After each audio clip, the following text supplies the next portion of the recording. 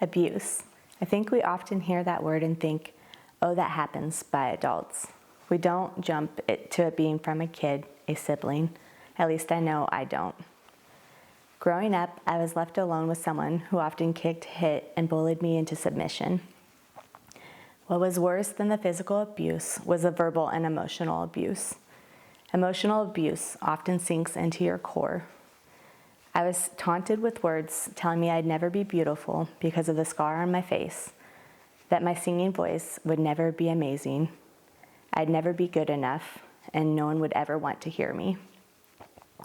I wasn't loved or wanted.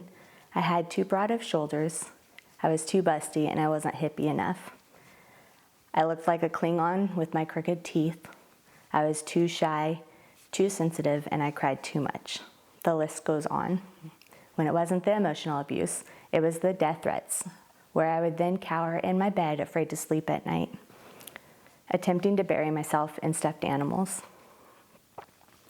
Occasionally hiding the knives in the kitchen because I was too afraid I'd be stabbed in my sleep. I had such horrific nightmares as a child that I would be killed, that I was often terrified to fall asleep. The phrase, "sticks and stones may break your bones, but words can never hurt me," often rang through my head, but was far from the truth. There was a damage that cut deep, and this emotional abuse followed me into my adulthood. I didn't realize, till a few years ago, that so many of my insecurities came from all the lies that were spoken over me. For years, I thought I was ugly and imbalanced. I had so many body image issues. I felt like I had no voice in singing and speaking, that no one wanted to hear my opinion, my stories, or to hear me sing. So why should I speak? I hid under these fears and lies for years. Music has always been my therapy for so many situations. God speaks to me through songs. 3 years ago, I attended Bloom for the first time, and during worship, in that last session, a song popped into my head, and I knew that I was supposed to pray that song over the person that had harmed me.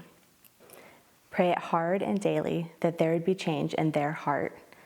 What I didn't realize in the process was that God was using this to also change my heart, to allow me to forgive layer by layer.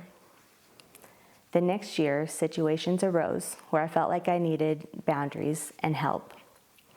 I sought counsel with my pastors, and knowing what was right was the right thing to do. Is it okay to put your life first, to put up boundaries to protect yourself? I felt so guilty for feeling the need to do that. But through much prayer, I felt like this was a season that it was okay to separate myself for a while.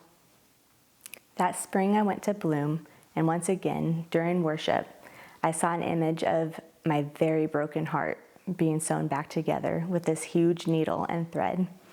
As I saw this picture, it literally felt like God was mending my heart back together. I swear I could feel it healing. I felt such a release of pain. The healing washed over me through my thoughts and my heart. I felt total forgiveness for every word ever said and all the lies that were spoken over me. I felt so much joy knowing that the situation may not be fixed and whole yet, but my heart was whole again. I am whole in Christ, and He made me in His image, and I am beautiful, talented, special, and loved by so many. Shortly after that, I found my voice again. God took away my fear of singing in front of others, my fear of sharing my stories, and my fear of being unheard. God not only healed me of my wounds, but He restored everything that the abuse had taken away from me. I am now confident in who I am and who God created me to be.